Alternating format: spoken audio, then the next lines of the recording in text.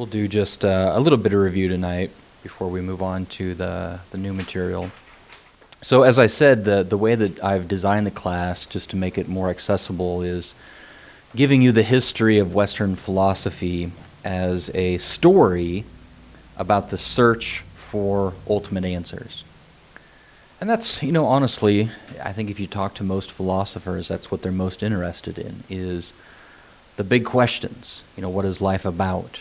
Why are we here? Where did we come from? What's the purpose, meaning to our lives? So as we're kind of using that as the story that we're following, we've talked a lot about stage 1 and 2 at this point. And tonight what we're going to focus on is more of the transition from the pre-modern era to the modern era. So if you want to pull out your chart, this is kind of our roadmap for the class. We're talking about the transition from stage 2 to stage 3.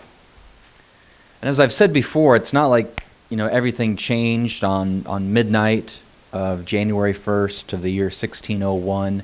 This was a very slow-moving process. But I try to give you some dates just to get your mind around, how things change through the centuries. And usually these ideas, as we'll see tonight again, start at a very high level and then slowly work down to influence the culture over time, often through art, as Schaeffer is probably pointing out in his book that you're reading. So when we talked about the first two stages, the biggest name, biggest thinker, most influential thinker in stage 1 is probably Augustine, who was influenced by Plato, and we saw how that affected people's thinking. Not only Augustine's, but also everybody in the culture eventually, as his ideas became so influential. And the biggest name in stage 2 is Thomas Aquinas, and we saw how he differed from Augustine because he was more influenced by Thomas Aquinas. As I mentioned last week, there's differences between the two, and we talked about those differences, but they were the same in the sense that they both saw faith and reason working together when it comes to human knowledge, how human knowledge worked. They both would understand, for the most part, that human knowledge, all of our human knowledge, not just our religious knowledge, but any knowledge that we have as humans, worked as follows. That our knowledge is made up of beliefs we have, and those beliefs are based on good reasons and evidence. I tried to make the case, I'm more of a stage 2 guy, so I tried to make the case that stage 2 had a better balance between faith and reason, and a better balance between the transcendent realm and the physical realm. We talked about how in stage 1, maybe there was a little bit of at least with some groups, an excessive emphasis on the transcendent realm to the point where they almost ignored the physical realm or thought ill of everything that was physical. So when we moved, Western culture that is, from stage 1 to stage 2, it caused people to focus more on the physical realm. And that was part of what caused the birth of science. So ideas matter. Ideas influence things. And even though, these ideas are kind of lofty and sometimes it's hard for us to even conceptualize them, they influence the entire society. They can influence the entire culture and move history in a certain direction. And that's what happened here. Through Aristotle's influence, through Thomas Aquinas' influence, it caused us as a Western culture to focus more on the physical realm and eventually led to the birth of science, which, as I said, is a wonderful thing. I think we should celebrate science, the birth of science. We looked at some of the prayers or quotes from some of the early scientists. And the way that they thought of their science was that they were getting closer to the mind and nature of God by studying His creation. The problem, as I mentioned, though, is it seems what has happened is with our scientific success, we got a little bit haughty. We got a little bit prideful about what we could accomplish on our own through our own human reason. And so the way that I explained it was that, maybe the pendulum swung too far the other way. And that's what the history of philosophy is, and even really the history of theology is reactions and overreactions. So if maybe in stage one there wasn't enough emphasis on the physical realm, we tried to correct that, in a sense, through Thomas Aquinas and that movement, which I would consider the right balance. And we moved too far the other direction, where now in stage 3 we're putting too much emphasis on nature. In this stage, as you'll see in your chart, reason becomes king. Reason becomes the ultimate, and faith kind of drops off to the side. People start looking down on faith when it comes to human knowledge, and they just emphasize and celebrate and elevate human reason. And we're going to see tonight, we move into the new material, the separation between faith and reason took a huge leap with the guy René Descartes. He's French, and so you might be tempted to say Descartes, but it's actually pronounced Descartes. Now, Descartes is very famous for a lot of things. He's very famous in mathematics. He was the one who developed the Cartesian system, the XY axis, graphing points, linear equations, and other equations, X and Y equations. So a very brilliant man. He made a lot of discoveries in mathematics, but also well known as a philosopher. Now, sometimes it's hard to know when we look at these individuals, it's hard to know if just one thinker all by themselves moved the entire culture, or if they were just riding the wave of the culture at large. Do you see the difference? It might be that one of these individuals we're looking at, Descartes, for example, that he was just a good spokesman, a prominent spokesman of the cultural movement at large. Sometimes it's hard to know which is the case, or whether he actually instigated the change. But I would argue that Descartes was such a revolutionary thinker that he is one of those that actually instigated these changes, that he's not merely just a spokesman of a cultural movement, that he was the instigator of the movement himself. He's referred to as the father of modern philosophy. Descartes is known as the father of modern philosophy.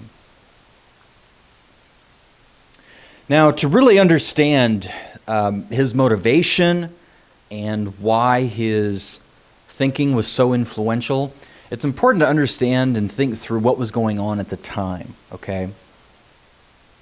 Often this is referred to as a time of uncertainty in Europe, in Western culture at the time. And just think about for a moment all the changes that were taking place around this era. It was a time when everything that people had known was being tipped upside down. Everything that people thought they knew was being disproven. Just the first example is just the scientific discoveries. Science was disproving a lot of superstitions that people had, and we could probably be thankful for that. But it kind of caused some unsettling feelings, some unsettling emotions to, having believed certain things for hundreds, if not thousands of years, and now those ideas you've had are being disproven. It can be very jarring. Maybe you've experienced that in your own life. But here's another idea that was disproven, right? The idea that the earth was stable and never moved, right? We had thought that for a long time, that the earth is stable, the earth doesn't move. We had the idea that the sun went around the earth. But science had shown us that the Earth was actually flying around through space at 67,000 miles an hour. And this was hard for people to grasp. I mean, it doesn't feel like we're moving 67,000 miles per hour. I mean, it seems like the Earth is pretty firm. So just think about the unsettling nature of that discovery. Our senses tell us the Earth is not moving. That's what it feels like to us. But science has proven that no, in fact, we're flying through space. And so, can we really trust our senses? This is the sort of uncertainty that was troubling people. Another idea that was disproven was that, Europe and Asia was pretty much the only land on Earth.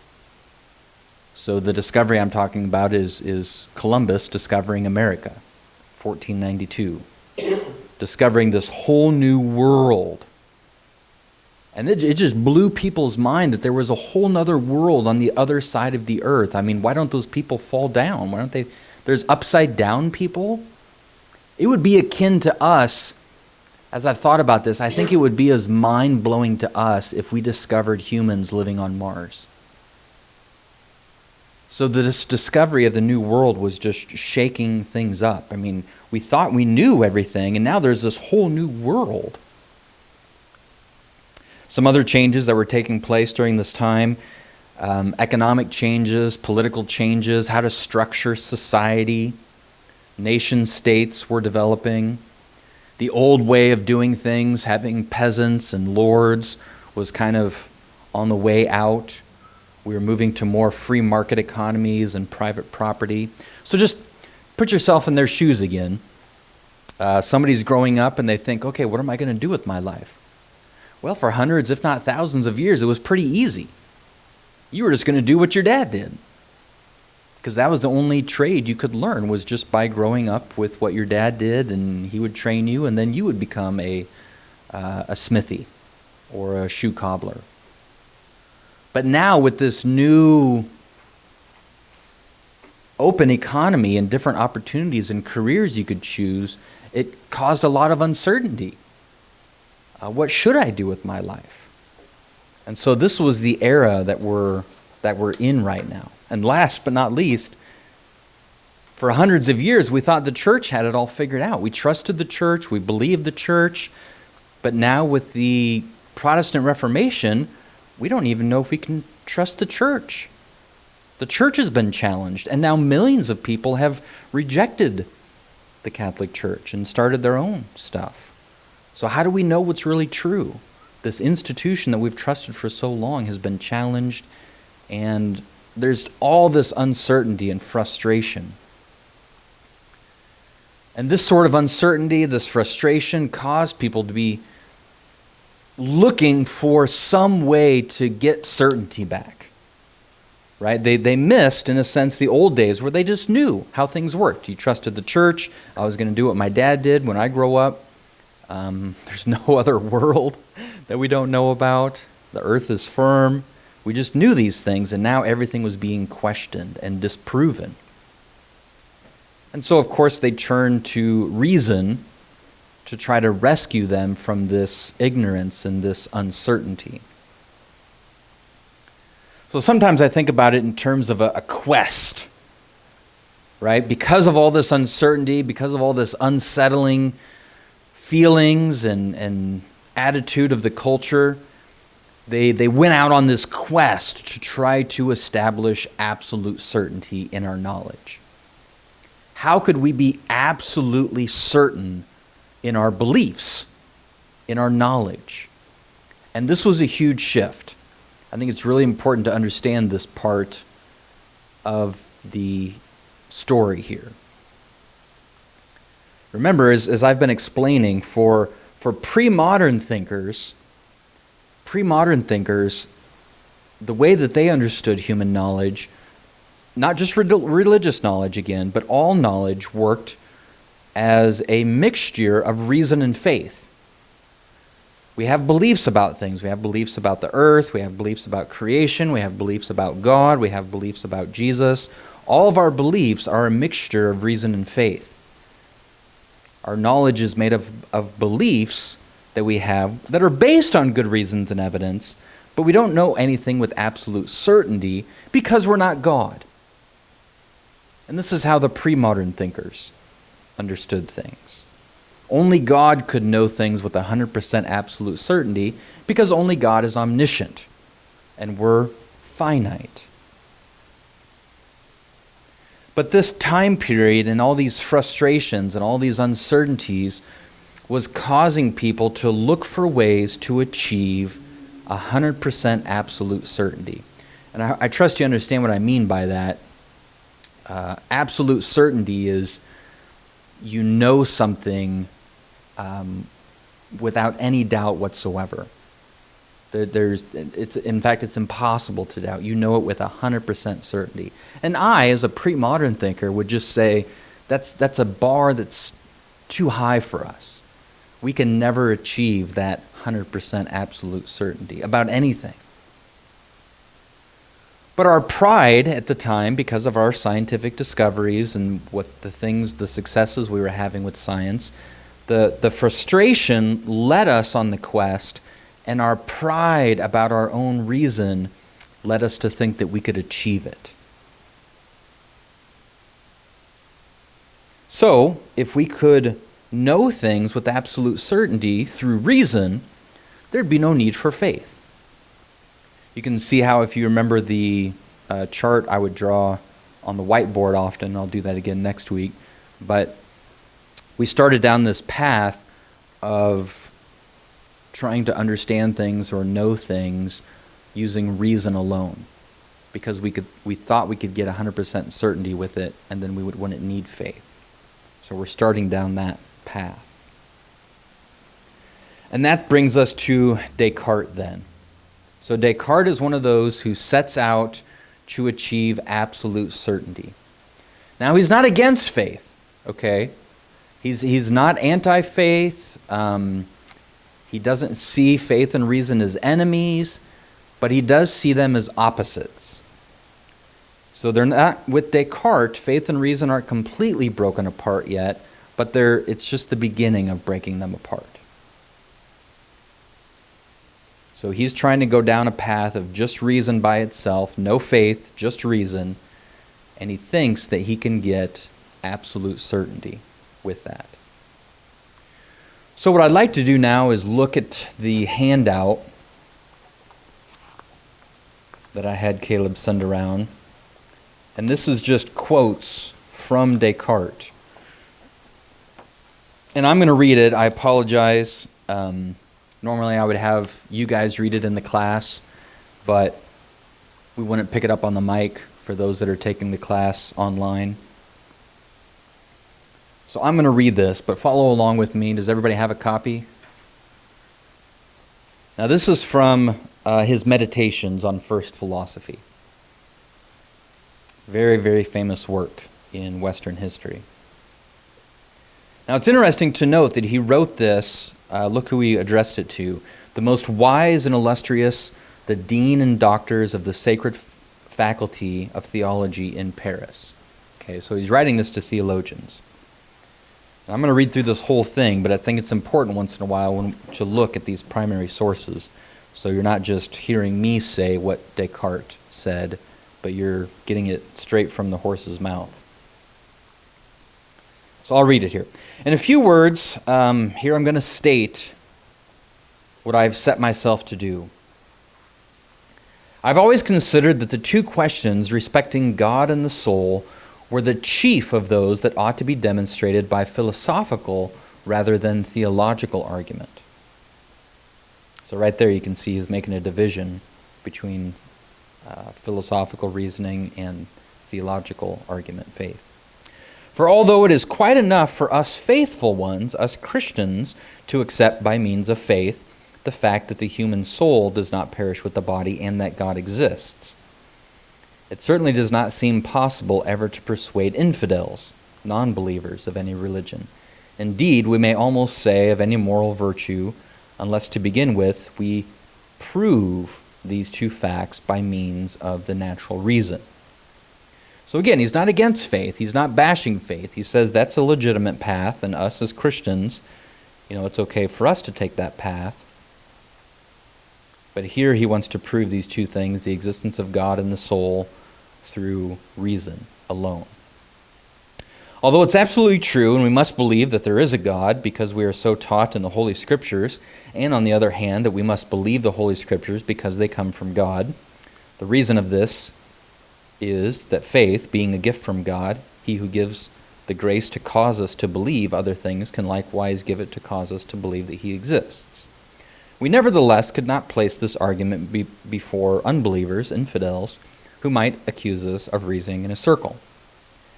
And in truth, I have noticed that you, along with all the theologians, did not only affirm that the existence of God may be proved by the natural reason, but also that it may be inferred from the Holy Scriptures that knowledge about him is much clearer than that which we have of many created things, and as a matter of fact, is so easy to acquire that those who have it are not culpable in their ignorance, quoting Romans chapter 1, as we've looked at.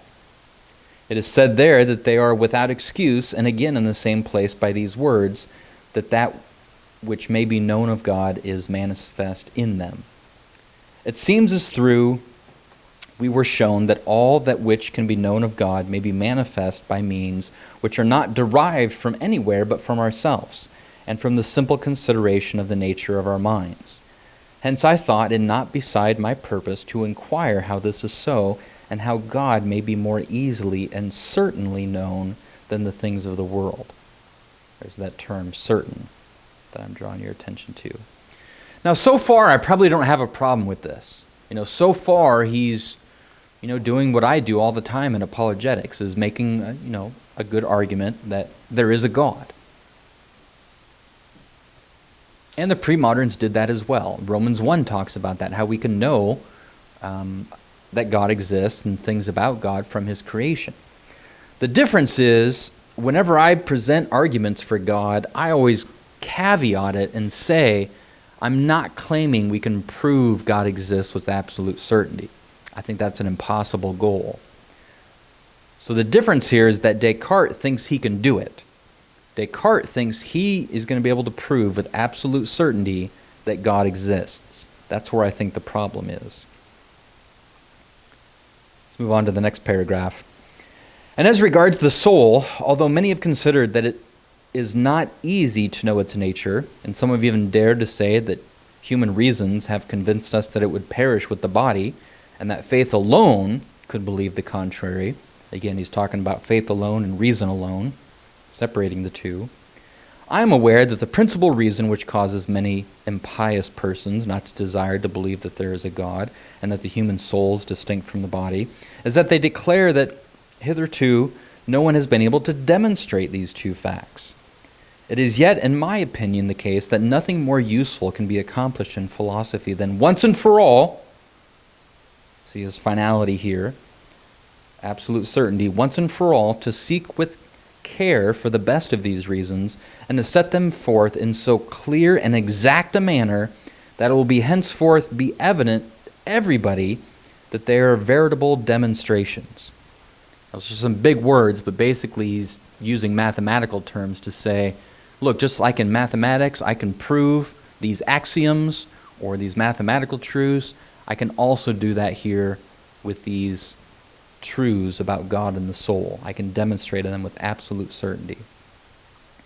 Finally, inasmuch as it was desired that I should undertake this task by many who were aware that I had cultivated a certain method for the resolution of difficulties of every kind in the sciences, he's very well known and famous for his mathematical discoveries at this point, a method which it is true is not novel, since there is nothing more ancient than the truth, but of which they were aware that I had made use successfully enough in other manners of difficulty. I have thought that it was my duty also to make trial of it in the present manner. Basically, he's saying the truths that I've been able to demonstrate and show with absolute certainty in math, I can also do that here with God and the soul. 2 more paragraphs. Not that I have here drawn together all the different reasons which might be brought forward to serve as proofs of this subject, for that never seemed to be necessary, excepting when there was no one single proof that was certain. Again, that's his goal here, certainty, 100% absolute certainty. But I have treated the first and principal ones in such a manner that I can venture to bring them forward as very evident and very certain demonstrations. And more than that, I will say that these proofs are such that I do not think there is any way to open to the human mind by which it can ever succeed in discovering better. Thinks pretty highly of himself. Just as in geometry, there are many demonstrations that have been left to us by Archimedes, Apollonius, Pappus, and others, which are accepted by everyone as perfectly certain and evident, because they clearly contain nothing which, considered by itself, is not very easy to understand, and is all through that which follows has an exact connection with and dependence on that which precedes. Similarly, just like we can have absolute certainty in math, I judge that those of which I here make use are equal to or even surpass in certainty and evidence the demonstration of geometry. I yet apprehended that they cannot be adequately understood by many, both because they are also a little lengthy and dependent the one on the other, and principally because they demand a mind wholly free of prejudices and one which can easily be detached from the affairs of the senses. Last paragraph. When this is done, and when finally the reasonings by which I prove that there is a God, I never use that terminology, but here he thinks he can prove that there is a God, and that the human soul differs from the body, shall be carried to that point of perspicuity to which I am sure they can be carried in order that they may be esteemed as perfectly exact demonstrations. If you deign to authorize your approbation and to render public testimony to their truth and certainty, I do not doubt, I say, that henceforward all the errors and false opinions which have ever existed regarding these two questions, God and the soul, will soon be effaced from the minds of men. For the truth itself will easily cause all men of mind and learning to subscribe to your judgment, and your authority will cause the atheists, who are usually more arrogant than learned or judicious, to rid themselves of their spirit of contradiction, or lead them possibly themselves to defend the reasonings which they find being received as demonstrations by all of the persons of consideration, lest they appear not to understand them. And finally, all others will easily yield to such a mass of evidence, and there will be none who dares to doubt the existence of God. So I think his motivations are good, right? You see his motivations here. He wants to show and make a case for the existence of God. The problem, I think, is he's too prideful about his own human reason, our human reason, in thinking that we can achieve that knowledge, any sort of knowledge, with absolute certainty. Notice, again, he didn't say that faith was bad. Faith is a gift from God, and there's things we can know by faith alone, but I'm going to try to do it with reason alone. Now, to build his system, to get to absolute certainty, he needed a foundation to build on. And he thought to himself, the foundation he needed to build his system of absolute certainty, he needed to start with an idea that could not be doubted. To get to this absolute certain knowledge that there is a God, that there is a human soul, I have to begin with something that cannot be doubted to work to my goal. And so he began his philosophy, he began his thinking right here, looking for that one idea that just couldn't be doubted. And this is a very famous story, and been a lot of stuff written about him thinking through different options. So, for example, what couldn't I doubt? What can I know with absolute certainty? Well, what about the beliefs that I get from my senses? My eyes, my nose, my ears. Can those things be doubted? I mean, could I really doubt that that light is on? I mean, I see it with my eyes. Can I doubt my eyes? Well, sure, I can doubt my eyes. My eyes get things wrong all the time. I take a straight stick and I put it in water and it looks crooked. I pull it back out and no, I see it straight. So my eyes don't always get things right. Besides, I might be dreaming right now. So, again, this seems silly to us, but remember what his goal is. His goal is to find something that cannot be doubted at all. And surely we doubt our senses from time to time. We see mirages in the sand, in the desert. Our eyes play tricks on us. So certainly we can doubt our senses. What about the belief that I have a body? I mean, it's kind of hard to deny that belief, right? I mean, I can feel, I can see my hands, my feet. Maybe that's the foundation I can start with, that I have a body. But then he thought to himself, no, maybe I'm a brain in a vat, in a jar of liquid somewhere, and some mad scientist is poking my brain around, causing me to think things, that I have a body. We would say nowadays maybe we're in the Matrix, right? So maybe we don't have a body. That could be doubted. Then he moved on to mathematical beliefs, mathematical truths. And being a mathematician, I think it made some sense to think, well, maybe there's some basic mathematical truths that just cannot be doubted. Maybe that could be my starting point. He ended up rejecting that idea because this was his thought process. He said, maybe there's an evil demon that is messing up my understanding of math. Maybe I think 2 + 2 = 4, and I think that that's correct, and that's so simple. But maybe, it's possible an evil demon could be messing with my mind every time I try to do a simple equation and I get it wrong. So he rejected even his own mathematics as this foundation he was looking for. Well, long story short, according to him, he found the idea he was looking for. There's one story I read where he was so frustrated with this process, he went and stood in his fireplace and would not come out until he could discover this idea that couldn't be doubted. Must have been one of those big hearth, walk-in fireplaces. But he said, I'm not going to come out until I discover that one thing that cannot be doubted. Whether that's true or not, we do know from history that he came up with this idea.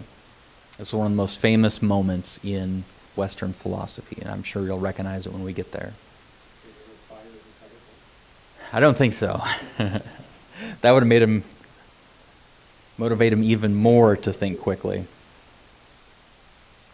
So here's how he discovered his idea that can't be doubted. I'll walk you through his process. So he realized he can't doubt that he has doubts. I can't doubt that I'm having doubts. So, in other words, I know with absolute certainty that I'm doubting.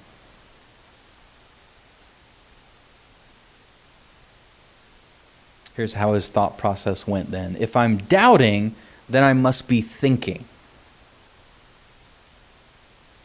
And if I'm thinking, then I must have a mind.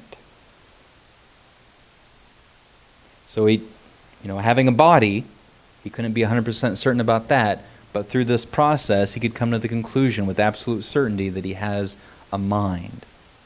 And if he has a mind, then he must exist.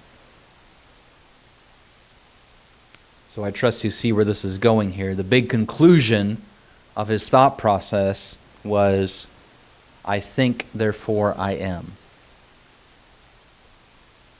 A very famous phrase in Western philosophy, probably the most famous phrase. But this is how he got here. This was his motivation to try to find something that could not be doubted. And this is what he built then his entire system on, with his goal being, one of his goals, as we saw, to prove with absolute certainty that God does exist. And this was his starting point to how to build that system of absolute certainty. I think, therefore I am. Here's another way to say it. I think this might be helpful. I can't doubt my mind exists because by doubting that my mind exists, I prove that my mind does exist. So the very process of doubting whether I exist proves that my mind does exist. So this is the truth he landed on, his aha moment, where he discovered the foundation for his whole system. The one idea that couldn't be doubted, and then from there built his entire system of how we can achieve absolute certainty in many things. Again, I can appreciate the guy's motives, but I think he made a terrible mistake here. I don't think I'm a pre-modern thinker, even though I don't live during that time. I think in a pre-modern way. And I think it was just a horrendous mistake. He's not a bad guy. I'm not trying to throw him under the bus. I just respectfully think that this was a huge mistake that he made. And one thing that it did for our Western culture is it caused our pride and our reason to swell even more. So now with this idea that we can achieve absolute certainty, he didn't say it, I'm putting these words in his mouth, but the idea that we can become like God, we can know things with absolute certainty. My argument is only God can have that certain of knowledge. You have to be omniscient to know things with that level of certainty. So in my opinion, it's like he is trying to be like God, to have God-like knowledge.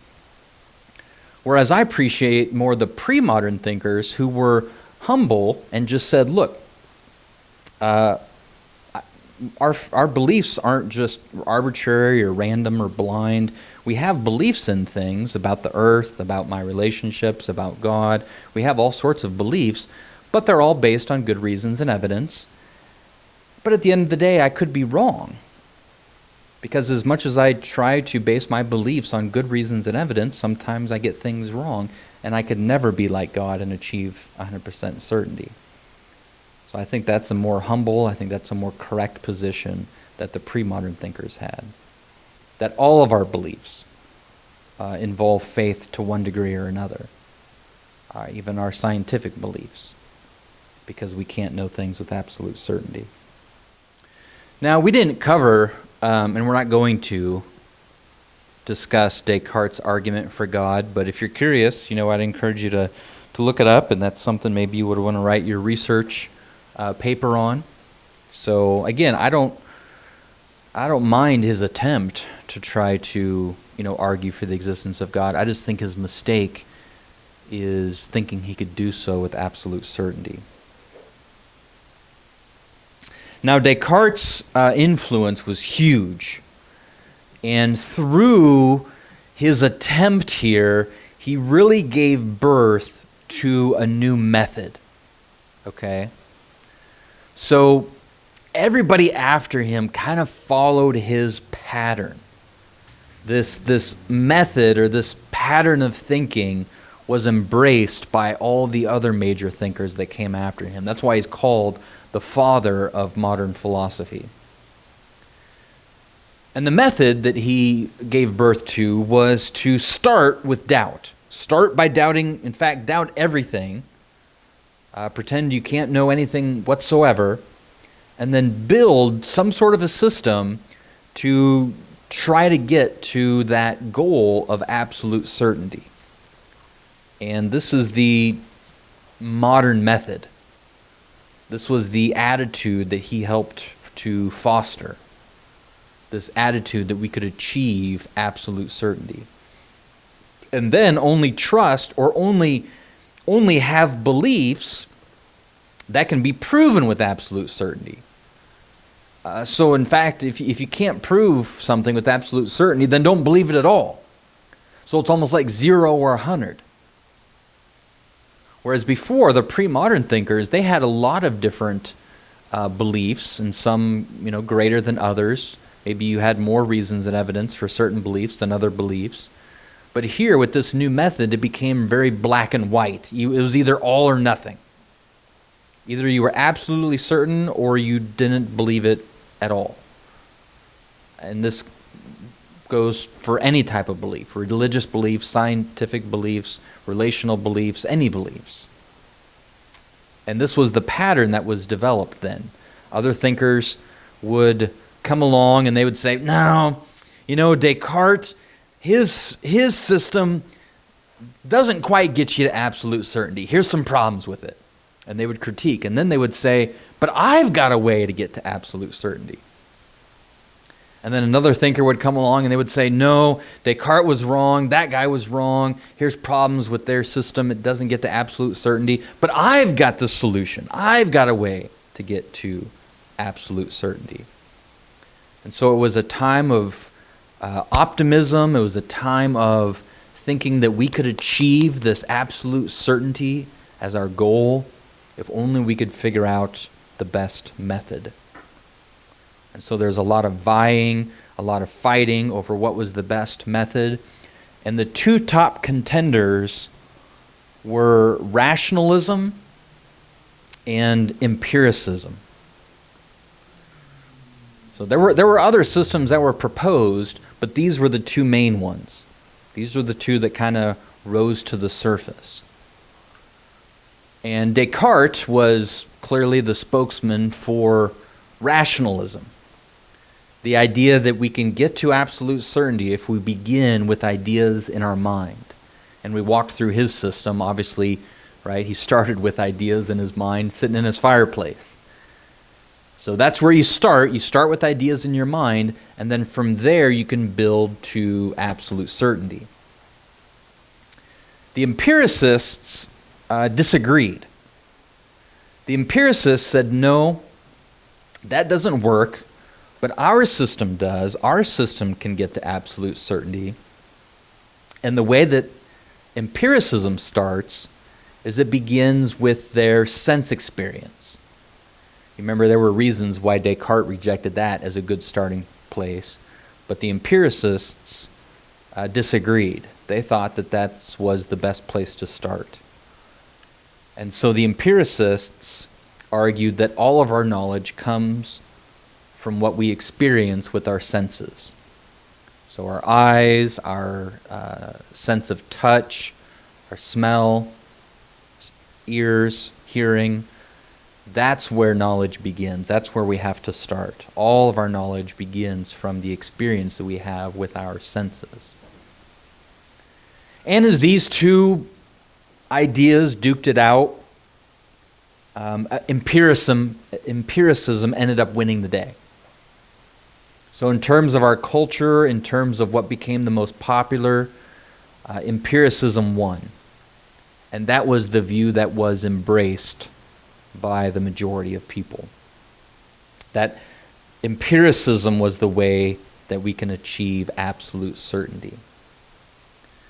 And one of the reasons why it probably won in popularity is because of all of the success we were having with science. Empiricism is very much tied to the scientific method, that we study things, we study particulars, we study, let's say we want to study horses. Well, we look at a lot of horses and we do scientific study on horses. We look at a lot of particular horses, and then we can arrive at objective, absolute truths about horses through our study of the particulars.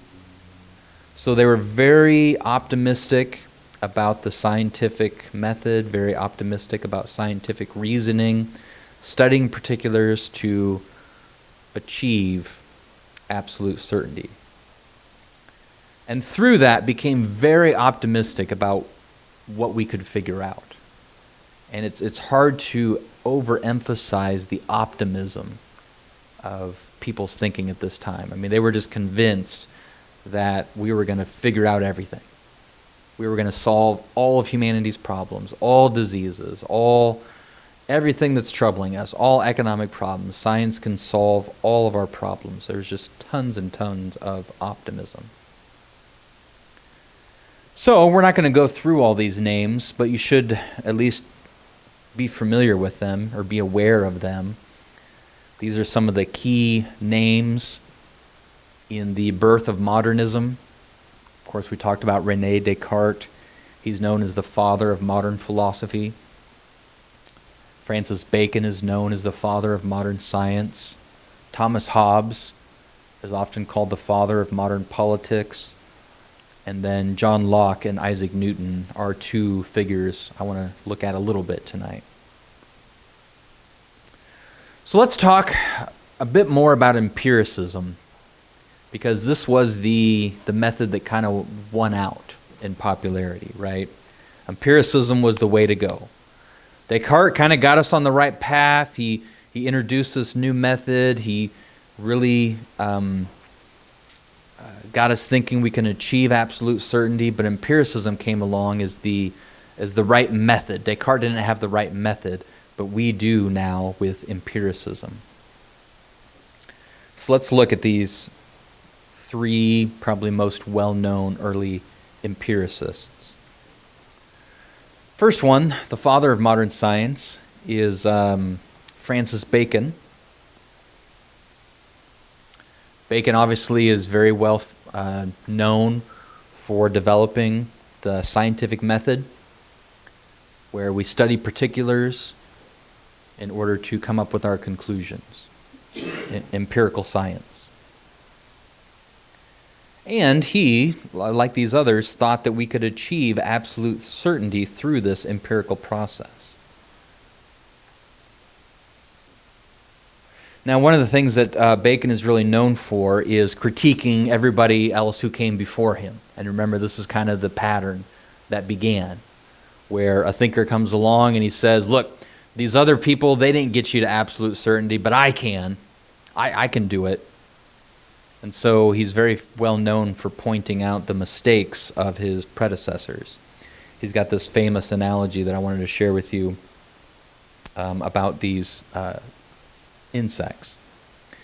So this is Bacon talking now, and Bacon, he wrote, look, the rationalists, people like Descartes, and people who thought we could get absolute certainty by starting with ideas in our mind, they were like spiders.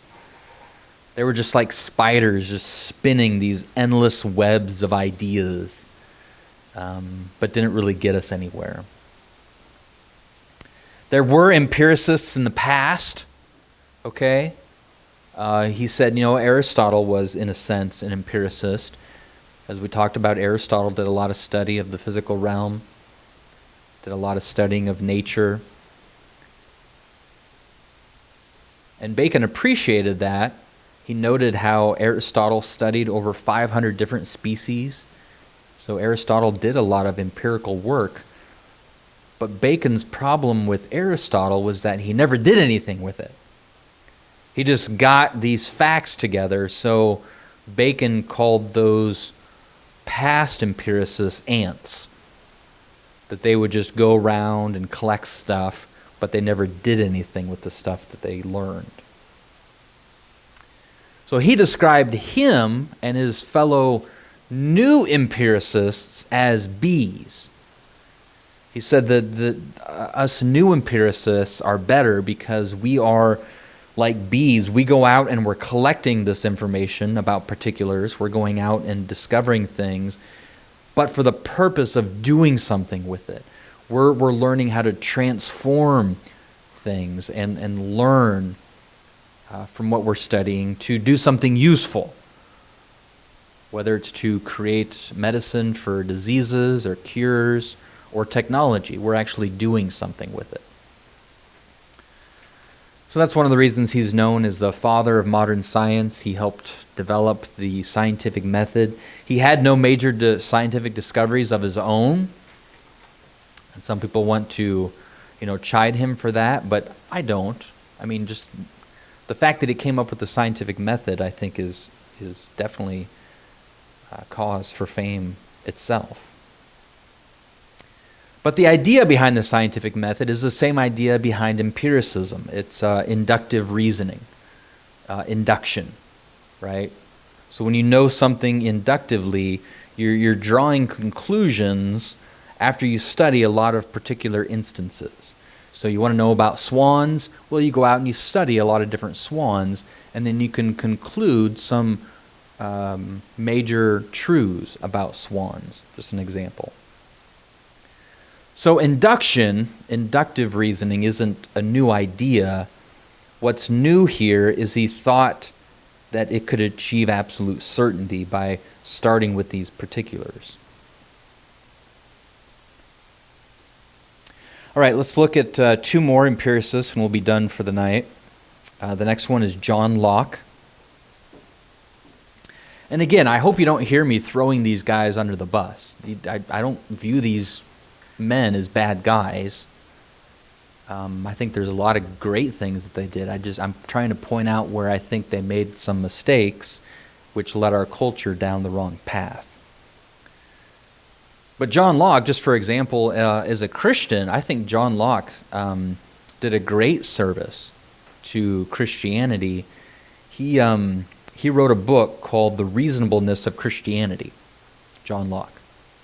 And in this book, The Reasonableness of Christianity, he argued that Jesus' message was true, or we can know that Jesus' message was true because of the miracles he did, and in particular his resurrection. So John Locke has a whole book, making the case that Jesus' message was true, and we can know it was true because of his miracles and his resurrection. So I've got that book upstairs. You can take a look at it. Might be something you want to write your philosophy paper on. So these men did a lot of good work. The problem that I see with the empiricists is their idea that they can get to absolute certainty with their method. Now, one thing that Locke is very famous for is this idea that our minds are like a blank slate. And this was part of empiricism, right? So with a rationalist is much more comfortable with the idea that we're born with some truth already in our brains. If I can say it that way. There's some ideas, there's some innate ideas that we have before we even start experiencing the world. They're like built in, so to speak. But the empiricist, in particular Locke, is really well known for the idea that no, all of our knowledge comes from our experience via our senses. So our mind is what he called a tabula rasa, basically a white paper, a blank slate. Our minds are like a blank slate. There are no ideas there until we start experiencing things through our senses. So the result was that for empiricists, all of our beliefs require evidence that you can test with your senses. The only knowledge that's real knowledge is stuff that you can test. And that's part of empiricism, right? Science. If somebody has a very strong scientific mind, they're only going to believe things that can be proven via science. And that sort of thinking comes from this empiricism. You probably know John Locke a little bit if you've studied political thinking. His political ideas had a huge influence, especially for us here in America. John Locke's political ideas were incorporated into our American Constitution, a lot of them. He had a huge influence on Thomas Jefferson. So John Locke is not only well known for philosophy and empiricism, but also known for his political. Just to give you an example, another thing that Locke argued is we can only know moral truth. We can only know what's right and wrong from our experience of what brings us pleasure or pain. So the only way we know moral truth is, again, through our experience and from seeing what causes pleasure or what causes pain to people, and that's how we learn about morality. And you can kind of see that in our founding documents as the country of America. All right, last one and we'll be done. Let's take a look at probably the most famous of the early empiricists, and that was our friend Isaac Newton. Now, Newton it's almost unbelievable, the things that Newton did and was able to accomplish. He just had an incredible mind, and the scientific discoveries that he did were just unbelievable. And through his success, it just fueled our pride that much more. It just fueled to see what Newton can do. And there were songs, poetry written about him during his own lifetime because of the things that he was accomplishing, the things that he was figuring out. It just gave us that much more pride to see what we could learn through our own human reason. Now again, I don't want to throw him under the bus either. He actually wrote more about the Bible than he did about science. So a very religious man. But he was part of this movement of empiricism and trying to thinking they could achieve absolute certainty through their science. Obviously, one of his biggest discoveries was the laws of motion, which we all have to study, right, when we begin studying science. Copernicus and Galileo had come before him and proved that the planets, including the Earth, were orbiting the sun. But they never could solve, after Copernicus or Galileo, they couldn't solve this, and nobody else after them could solve why the planets did that. They proved that the planets went around the sun, but they didn't really know why they did that. And the simple answer was that, that's what God does. Because motion at the time was thought of as merely an external thing. So why is this, my clicker moving it around? Because I'm an external force and I'm moving it. So if you just set something at rest, put the clicker on my podium here, it's not going to move. There has to be an external force. That's how people thought of movement. And you can understand that.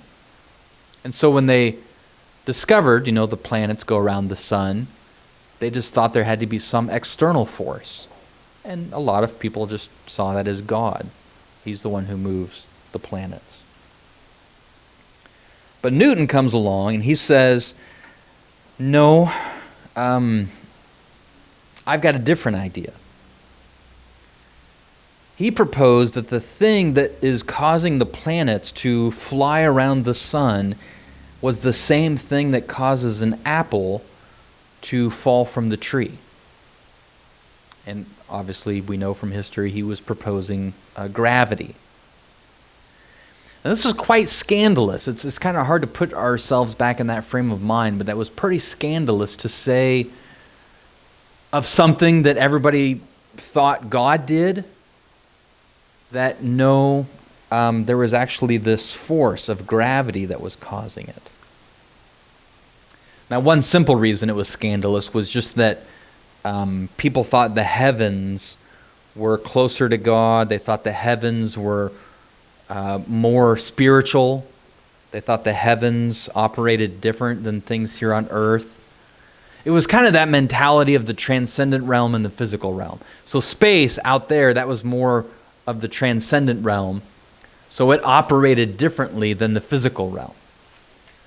So think about for a moment how scandalous it would be to say, no, the transcendent realm operates with the same rules that the physical realm does.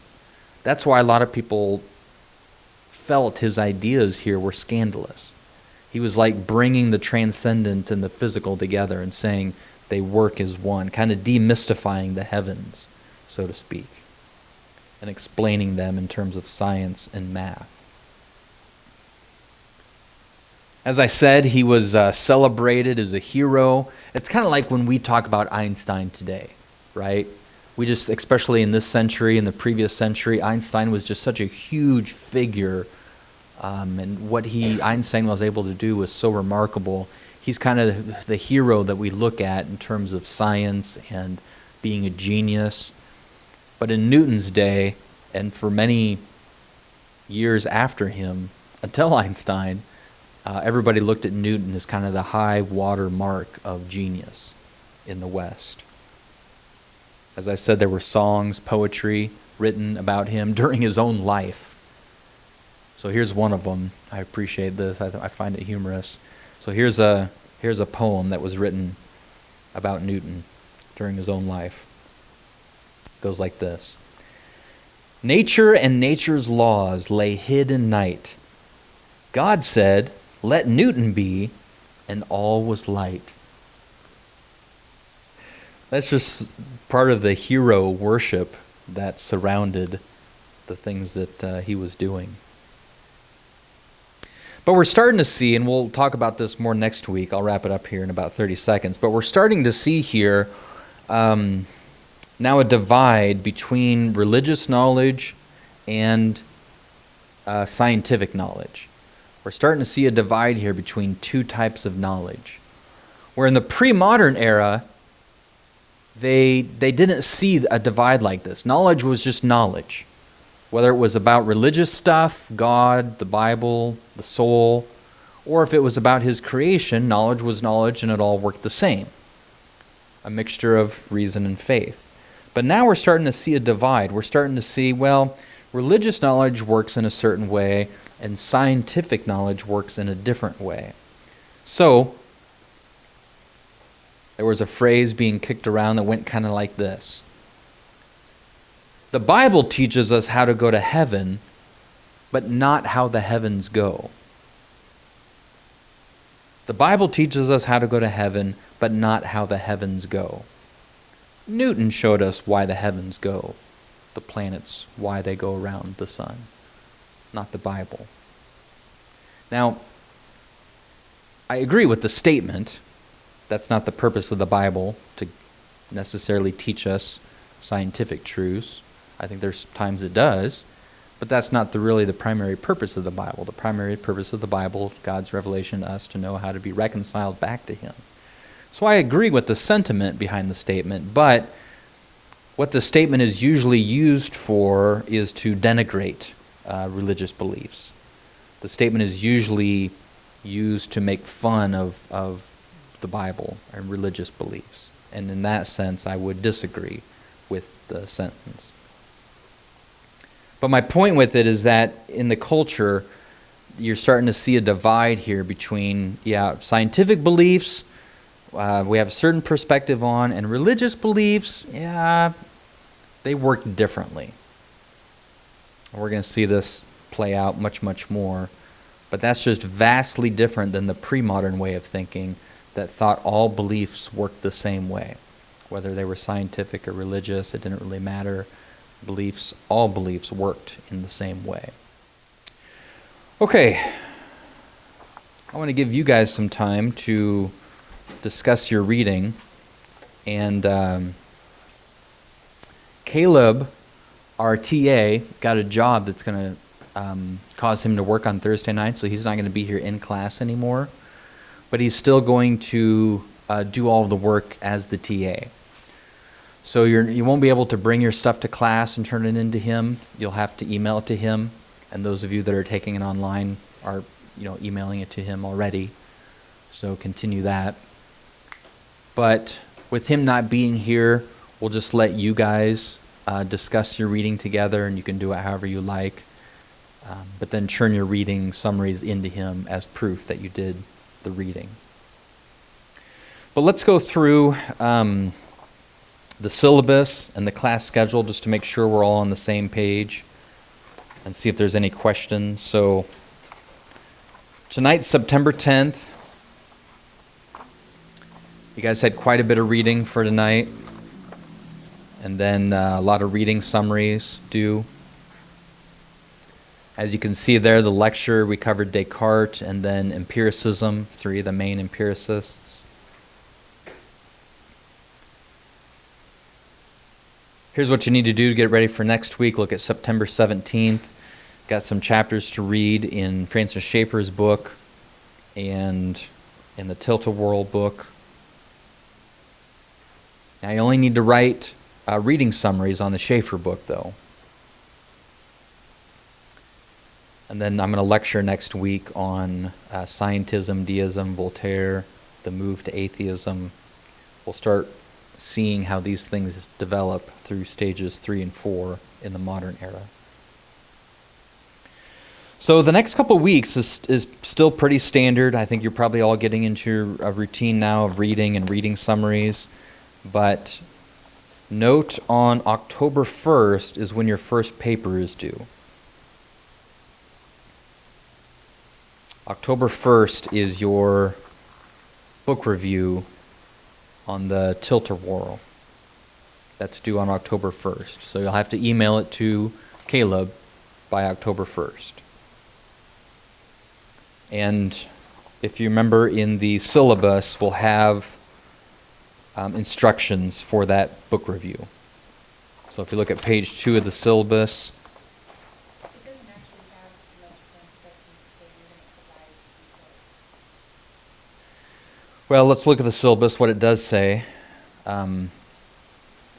First of all, it's 10% of your grade. Second thing the syllabus says is that it has to be 5 pages, 5-page book review. Now, as I said before, Caleb and I don't care that much about formatting. I mean, it has to be done electronically. You can't write it out with a pen or a pencil. You've got to type it out. Don't do anything crazy with your fonts or your margins.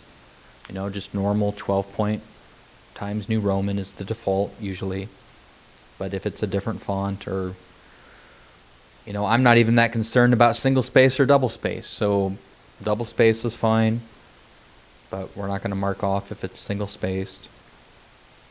When it's due October 1st.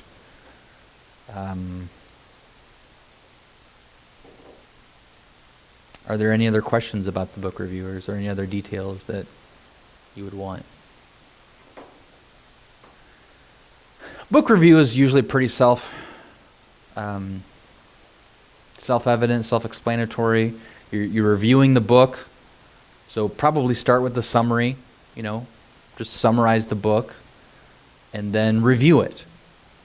Strengths, weaknesses, what you agree, what you disagree, back up your position, right? But that's what a book review is. I'm sure you guys have done book reviews before. So that's just some, helpful guidelines. Summarize it, critique it, agree, disagree. What do you think was strengths, weaknesses? So 5-page book review due October 1st. Well, those of you taking it online, if you have any questions about the class, contact Caleb. Any questions about the content, email me, of course.